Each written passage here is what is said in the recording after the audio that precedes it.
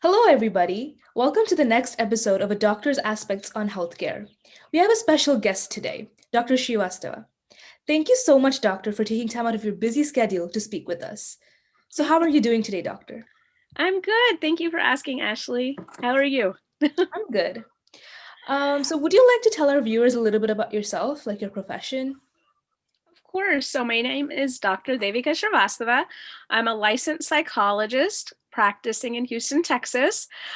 So I have had a very long journey in my field doing a lot of different things. So, I guess in terms of my trajectory, I got my master's, I got my doctorate in New York, from Columbia and Fordham. And, I've worked in a multitude of different areas, working with veterans, working with adults, working with children, teens, in hospitals, community centers, university, college counseling centers, and in big public hospitals. So I also was a psychiatry professor supervising postdoctoral psychology fellows, training and helping psychiatry residents, medical students, and teaching them a lot about social equity. And I did clinical work. I covered an entire public hospital, all the medical units, and the ER and the SICU. I also, worked at the VA for a long time, working with veterans and pain and medical issues as well. A significant amount of my work also has been lobbying in DC and working on public policy for people of color, including South Asian Americans and South Asians, immigrants, refugees, students, people with chronic illness, AIDS, women, families, children, and veterans. So, lobbying for healthcare policy to improve access, funding, and programming and training. So, and I worked federally, state, and city. I did a lot of work in Harris County working on program development and program evaluation, helping mental health services get better and how to also get funding. And I've done a lot of research in this area as well. Currently, I'm in private practice, and a bulk of my clients are South Asian American or second generation individuals or people of color. I also, and, my practice really does focus on what are our issues. Our family issues are different, our identity issues, our experiences, and how does that affect our mental health? So I help people and support them kind of navigating through those issues, in addition to other things that come up like depression and anxiety or adjustment or, you know, other things that might be really challenging that affect our mental health as well. I'm also an editor on the first ever book on South Asian American mental health that's going to come out. So that's really exciting. It's the first of its kind. Um, so yeah, that's the long short story of me. That's really interesting, and especially the Oh, book, that's really and I cool. forgot something else I do want to share is I was also president of the Division on South Asian American. So it's a giant community of mental health providers, students, and licensed professionals all around the country and world, that provide mental health care services and research mental health care issues for South Asian Americans. So if any of you are interested in becoming more part of a community or just wanting to know more, I suggest that joining DOSA, Division on South Asian Americans, is something that you should do. All right. Really, all that is really, really cool. Where are you located, Dr. Srivastava? I'm in Houston, Texas. Okay. Um, what is your opinion of healthcare in Texas? Not only Texas, but have you experienced slash seen firsthand places that don't have proper healthcare? Yes, and a lot of my policy, my federal policy work and my state and city was about this. So I was doing psychological and political research in this area and advocating for change. So, our society has lots of changes, and that also comes with funding and access to healthcare issues. So Texas, is still growing in that respect. And, Houston is the most diverse city in the nation. So with that, our populations and our needs are different. And so there are public mental health care services that I've been very strongly affiliated with. Um, but and I think it is growing. There are community centers. There's lots of South Asian American services and Asian American services, and for other populations. But I think it's still a growing area. I am in private practice and I'm providing care, and I do sliding scale for people in Florida and and in Texas. But I think it's still very much needed, especially when you're looking at language justice, having people, that want to go to somebody and get healthcare or mental health care from somebody that speaks their language or can understand who they are or their issues or their culture, especially when it comes to the manifestation of different symptoms. It's really interesting because you and I are both DC, and so the way that we might navigate things, like if we're depressed or if we're anxious, might look very differently compared to somebody else. We might have bodily complaints, or we might feel tired or have headaches. So having somebody understand those things, in addition to speaking your language, and that can understand our family systems, is really important, in addition to our identity. We a lot of us are second or third gen. So meaning that our parents immigrated here, or we immigrated here before the age of 18, but our culture, our identity, our values might be a little bit differently. And so as are the expectations. So finding somebody that can understand that can sometimes be a little bit challenging. Definitely. So in today's world, there's a lot of manipulation in the healthcare industry. From what I've heard, some doctors charge more money than necessary for patients. Obviously, not all doctors, but some. Does this happen in your area? If so, is the government doing anything to make changes to it? And what impacts does this make? Well, I know, in terms of the United States, there are regulations, and in Texas, there are definitely regulations as well, in terms of that cap that a doctor or even a psychologist can make, right? Everything is kind of regulated. What becomes high is if you're going into, maybe some of those private practices or specialties, and those can get higher, but it kind of depends on the need, unfortunately, and if somebody can afford it and if somebody can't. And I think therein lies the problem of disparity, right? What can some people get and some people can't, given what they can afford and their access to those resources. So I think that's something that definitely needs to be addressed. In terms of, the doctors I know, because I wasn't, working in that hospital and medical school setting, it has been through Medicaid, Medicare, private insurances. So there is regulation in that way. But again, I think, we need to really tackle some of these social justice issues to have a little bit more equality in terms of healthcare and access to healthcare. Okay. All right, so let's move to the biggest predicament of our world today, COVID-19. So, how have you, as a medical professional, been impacted by COVID-19 at your workplace and at home?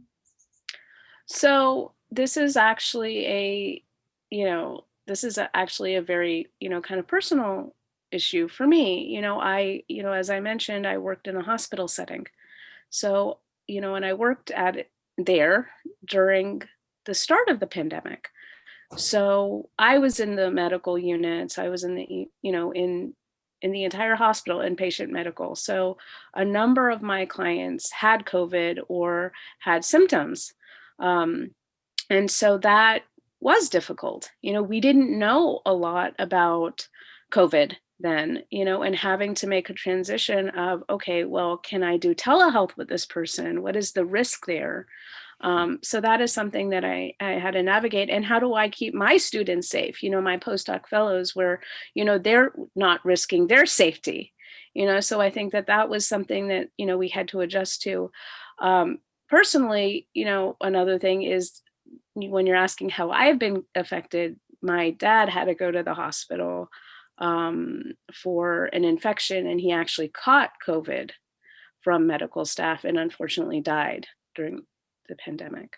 I'm so sorry. And no, and so this pandemic has been pretty tough on a lot of people. A lot of people have experienced loss, and all of us have experienced adjustment and anxiety over not knowing what's happened, and we're still not out of it, and now I think it extends if we have family in India, or if we have family that, you know in a place where vaccines aren't readily available, how we're having to deal and cope with those kind of things. My practice, part of the reason I turned to private practice is, I safety and accessibility for those that aren't readily getting mental health care, but also providing a space that's safe. So a lot of my practice is virtual, right? So you don't need to come in the office. We don't necessarily need to traditionally meet, but you are getting the care that you need. Yeah, I definitely get what you're saying with like family in India. I definitely get what you're saying. So do you think COVID-19 has impacted the access to healthcare? If so, how? Well, I think a lot of people, like I mentioned,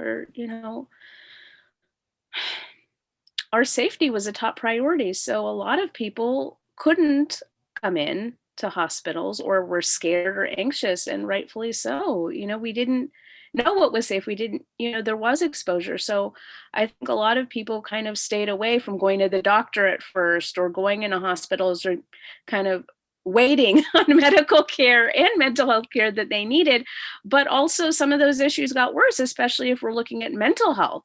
People were isolated, people had to stay home, and if so, in terms of our populations, a lot of adult children moved back in with their parents, and came home, and then it was going back into that dynamic, which can be very stressful and readjusting.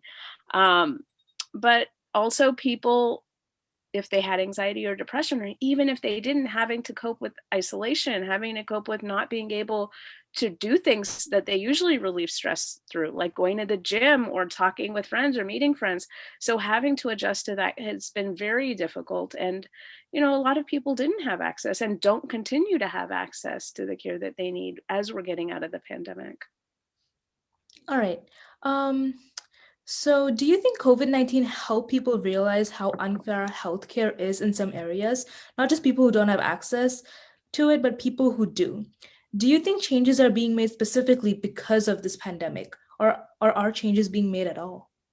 Well, I think a big shift is virtual, right? Telehealth, telephone services. Like, I think now, even if it wasn't available, and for a lot of places it wasn't available, right? That you can have video sessions, that you can have checkups virtually. I think now that's been a big shift, and it has improved accessibility where people don't have to commute or drive, or people that can't drive or are too sick. Now they have that access.